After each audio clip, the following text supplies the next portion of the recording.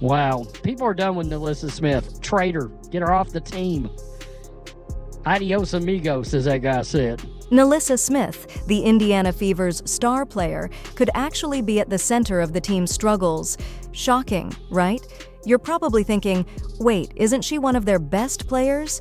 Well, hold on tight because we're diving into what's really happening with the Fever. What's going on with NaLyssa Smith? And why is her place on the team suddenly in question? We're about to break down the details causing waves in the Fever's locker room. But here's the kicker, it's not what you'd expect. The reasons behind this surprising situation will completely throw you off. You know, I believe truly in my heart that connected teams are winning teams. And so people who fit, players who fit the culture of the Indiana Fever and where we are and where we're moving towards. You know things are shifting when a new coach starts talking about culture and everyone embracing their roles, right? That's exactly what happened when Stephanie White took over at the Indiana Fever. Flashback to her first press conference. It was all positivity and big plans, but something felt a little off. White kept stressing the importance of building around a core group of 3, and it raised some eyebrows. Caitlin Clark, a generational player, and Aaliyah Boston, certainly when you think about back-to-back Rookie of the Years and what each of those players have done up until this point for their universities, in the game of basketball, for the women's basketball culture and community. It's unprecedented. And to be able to work with those guys and Kelsey Mitchell, who I think has weathered the storm of Indiana Fever basketball, and I felt like had the best year of her career, this year. And really, when you think about teams, you think about a core 3, right? You think about a big 3, and to be able to work with that big 3. So where does NaLyssa Smith fit into all of this? You'd expect a former number 2 overall pick to be a key part of that core, right?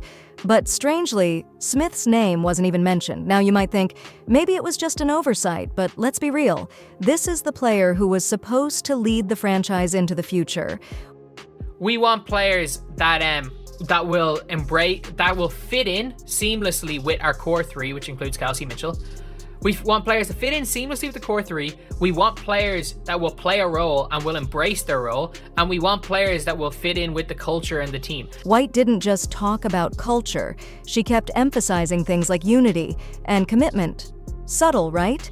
It felt like she was delivering a message without saying it outright. And she didn't stop there. She elaborated on what she values in a player, pointing out that success isn't just about individual talent. It's about the team's willingness to fight together day in and day out. Let's be honest, doesn't that sound like she's indirectly calling someone out?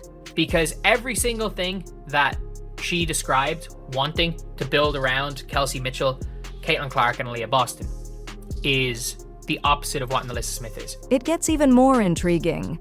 White started describing her ideal player, and it almost seemed like she was outlining everything Smith isn't.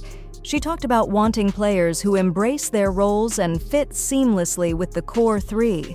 That's a harsh reality for Smith, don't you think? It's becoming clearer that White's vision for the Fever's future doesn't seem to include Smith. Instead, she's focused on creating a team of players who are fully dedicated to each other and the franchise's long-term goals. And let's face it, with all the drama surrounding Smith lately, it's hard to see where she fits in. To another level. You've got incredibly talented players right here in Caitlin and Aaliyah and Lexi. A team that was incredibly fun to watch, very tough to game plan against. So I'm glad I'm going to get to work with you guys, work with you ladies, instead of having to think about how to stop you.